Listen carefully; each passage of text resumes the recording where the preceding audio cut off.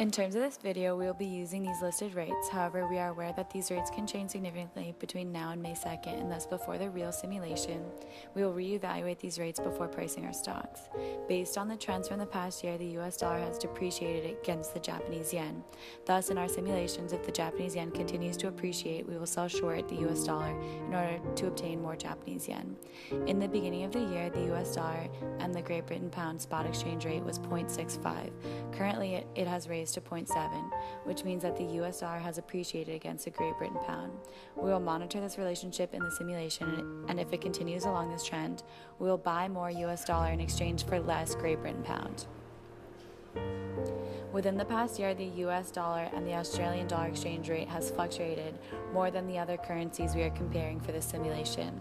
In the past 3 months, the US dollar has depreciated against the Australian dollar. We will monitor this relationship closely during the simulation since its relationship has fluctuated greatly. However, if the US dollar continues to depreciate against the Australian dollar, we will sell our US dollar in exchange for more Australian dollar. Additionally, Australia is about to fix their interest rate at 2%, and this may come into play during the simulation, adding to the need to monitor this exchange rate closely. In terms of the US dollar and the euro exchange rate for the past year, it has also fluctuated greatly. However, for the past 5 months, the US dollar has depreciated significantly against the euro.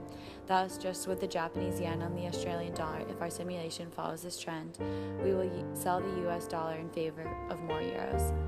This past August, the People's Bank of China devalued the Chinese yen in order to boost the Chinese economy. This led to a dramatic appreciation of the US dollar against the Chinese yen. Since January, there's been a slight depreciation of the US dollar against the Chinese yen. If this trend follows suit in the simulation, we will most likely shy away from doing any transactions with this exchange rate, since it would be hard to make a profit without any fluctuations.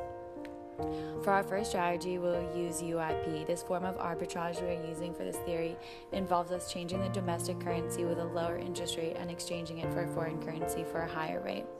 The US dollar carries a 0.5% interest rate, Australia carries a 2% interest rate, and China carries a 4.35% interest rate.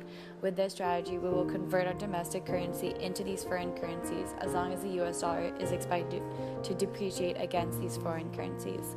However, if the foreign currencies begin to appreciate, we will swap back our domestic currencies to avoid losses.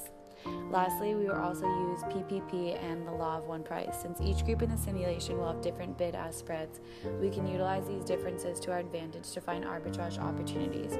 We will purchase the currencies that are undervalued by groups and sell them at a higher bid price. Based off the practice simulation, we know that many groups use this strategy, and so we need to ensure that our group's pricing is not one of the lowest ask prices or one of the highest bid prices.